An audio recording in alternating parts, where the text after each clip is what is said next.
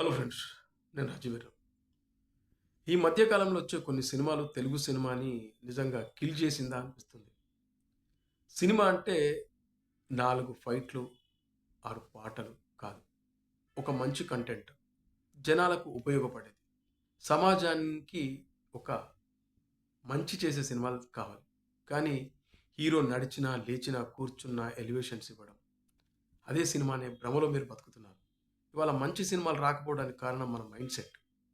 మనం పొద్దాక మనం ఇలాంటి సినిమాలను ఎంకరేజ్ చేసినప్పుడు ఆయా దర్శక నిర్మాతలు కూడా మనం హీరోని ఒక మాఫియా డాన్‌గా, హీరోని ఒక గంధపు చెక్కల స్మగ్లర్‌గా, హీరోని ఒక హంతకుడుగా, వరుసగా హత్యలు చేసే ఒక కిల్లర్‌గా చూపిస్తేనే పబ్లిక్ సినిమా చూస్తారనే భ్రమలో కూడా ఆయా దర్శకులున్నారు. దానికి కారణం మీరే.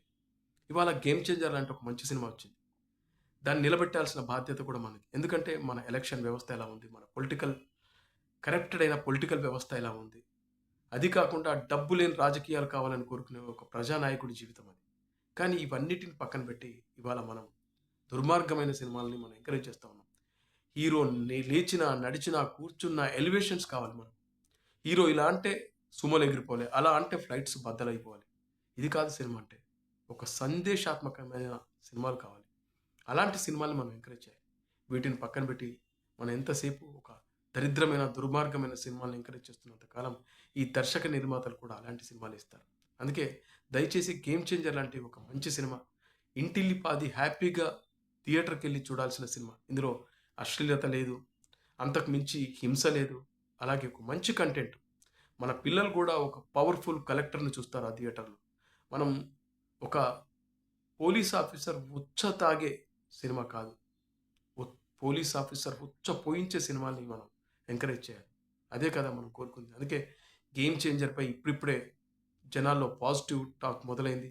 ముఖ్యంగా పబ్లిక్ ఈ సినిమా బావుందని థియేటర్ నుంచి బయటకొచ్చిన వాళ్ళు చెప్తా ఉంటే నిజంగా చాలా సంతోషం వేస్తా ఉంది. ఎందుకంటే 'రామ్ చరణ్' లాంటి ఒక మంచి మనిషి, ముఖ్యంగా మెగా ఫ్యామిలీని తొక్కాలనుకుంటున్న కొంతమంది దుష్ట శక్తులు ఈ సినిమా నాశనాన్ని కోరుకున్నారు. అందుకే వీళ్ళందరికీ బుద్ధి చెప్పేలా ఇవాళ ప్రజలు తిరగబడుతున్నారు.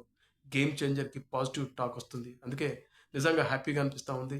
ఈ సంక్రాంతికి మీ ఇంటిల్లిపాది 'గేమ్ చేంజర్' మూవీ చూడండి.